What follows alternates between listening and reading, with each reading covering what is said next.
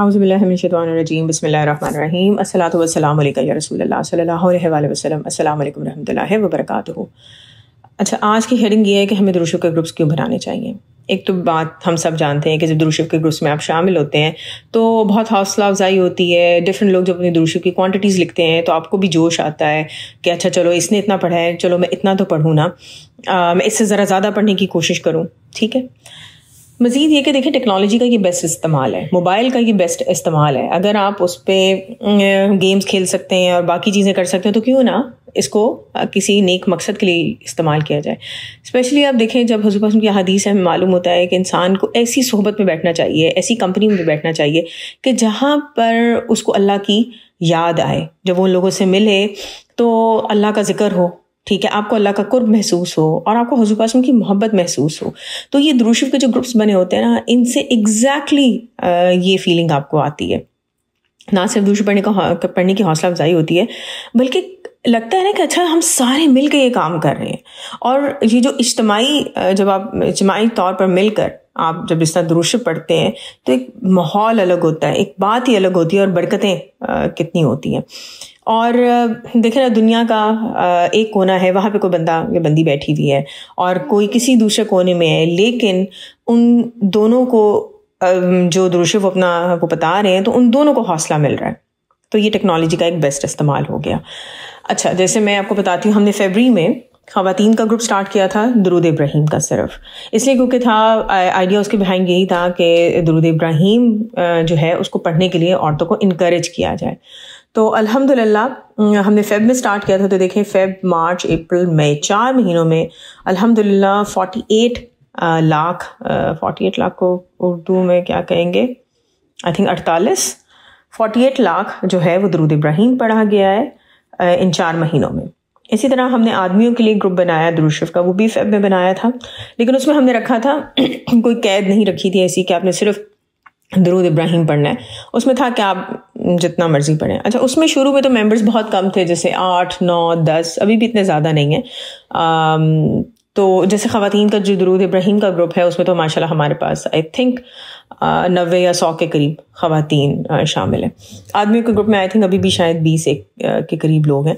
तो उन्होंने इन 4 महीनों में 24 लाख मरतबा दुरूद शरीफ पढ़ा है। ये आप लोगों के साथ शेयर करने का मकसद ये है कि आप लोग भी कोशिश करें कि अपने फ्रेंड्स में इस तरह के ग्रुप्स बनाएं। ठीक है, कज़न्स में बना लें। आपको पता है हम लोग फैमिली ग्रुप्स बनाते हैं, कितने ग्रुप्स हमने ज्वाइन किए होते हैं। किसी में मीम्स शेयर हो रहे होते हैं, किसी में कोई स्टोरीज शेयर हो रही होती हैं।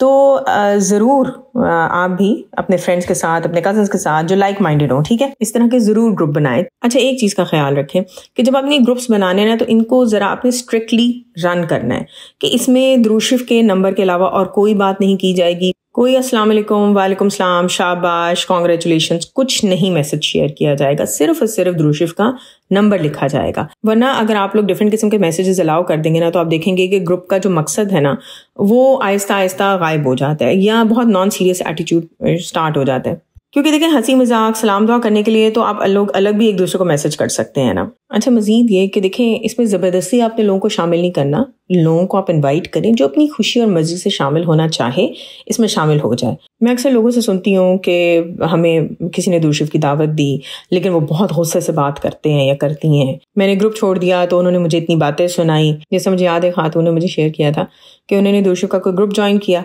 तो उन्होंने कहा कि उनके पीर मुर्शिद ने उनको ऑलरेडी बहुत बड़ा टारगेट दिया हुआ था डेली जो उन्होंने पढ़ना था दुरूद शरीफ का। तो मैं इस ग्रुप के लिए अलग से दुरूद शरीफ नहीं पढ़ सकती थी, इसलिए मैंने ग्रुप छोड़ दिया। तो वो कहती हैं कि ग्रुप की एडमिन ने मुझे इस बात पर काफ़ी बातें सुनाई कि आपने ग्रुप छोड़ दिया है और ये आपकी बदकिस्मती है और दुरूद शरीफ की तौफीक तो अल्लाह चंद लोगों को देता है। हालांकि देखें, एडमिन को नहीं मालूम कि वो खातून अलग से कितना दुरूद शरीफ पढ़ रही हैं। एडमिन ने सोचा कि इस खातून ने ग्रुप छोड़ दिया है तो बस अल्लाह ताला ने इसे दुरूद शरीफ पढ़ने की तौफीक छीन ली है। जो लोग दुरूद शरीफ पढ़ते हैं उनको खास तौर पर इस बात का ख्याल रखना चाहिए कि अगर आप दुरूद शरीफ की वजह से मशहूर हैं तो अपने अखलाक को भी बेहतर करें लोगों के साथ, कि बहुत ज़रूरी बात है। वरना लोगों से आप बातें सुनेंगे कि देखो एक तरफ दुरूद शरीफ पढ़ती है और दूसरी तरफ का सलूक कैसा है। हालांकि ये बात भी सच है कि एडमिन्स के लिए इतने ढेर सारे लोगों को मैनेज करना भी बहुत मुश्किल हो जाता है। और ज़रा रूल्स के खिलाफ अगर आप किसी को एक दफ़ा वार्निंग दें, दूसरी दफ़ा वार्निंग दें तो माइंड कर जाते हैं।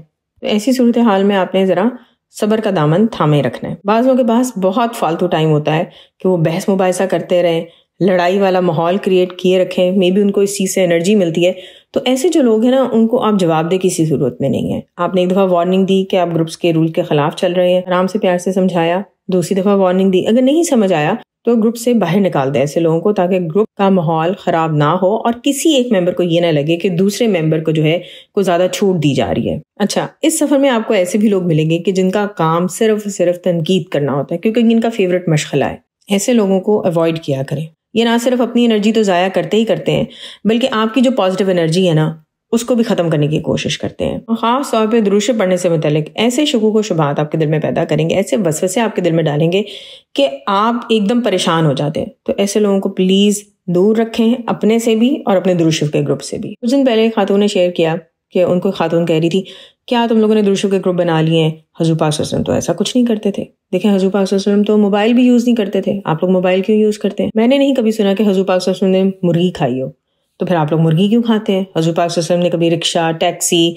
मोटर बाइक, गाड़ी उस पर सफ़र नहीं किया, तो फिर आप लोगों के पास ये चीज़ें क्यों हैं? इस तरह के जो बेतुके एतराज़ात करने वाले आपको लोग मिले ना, उनसे भी दूर रहें। क्योंकि देखिए, जब भी आपको नेकी का काम करने लगेंगे या नेकी की दावत देने लगेंगे, जैसे दुरूद शरीफ के मामले में आप दुरूद शरीफ का ग्रुप बनाने लगेंगे, लोगों को दावत देंगे, तो आपको इन नेकी के कामों से रोकने के लिए भी तो कुछ लोग खड़े होंगे ना। आपने साबित कदम रहना है और अपने मकसद पे फोकस करना है कि आपने दुरूद शरीफ का ग्रुप क्यों बनाया। उम्मीद है कि इस वीडियो से आपको काफ़ी इन्फॉर्मेशन मिल गई होगी कि अगर दुरूद शरीफ का ग्रुप बनाना है, कैसे बनाना है, उसको कैसे रन करना है और कैसे लोगों को उस ग्रुप से दूर रखना है, ताकि ग्रुप अच्छे तरीके से चल सके। दुआ है कि अल्लाह ताला हम सबको सिर्फ दुरूद शरीफ पढ़ने की तौफीक अता करे, बल्कि अल्लाह ताला के इस दुरूद शरीफ पढ़ने के हुक्म को मजीद लोगों तक पहुंचाने की भी तौफीक अता करे।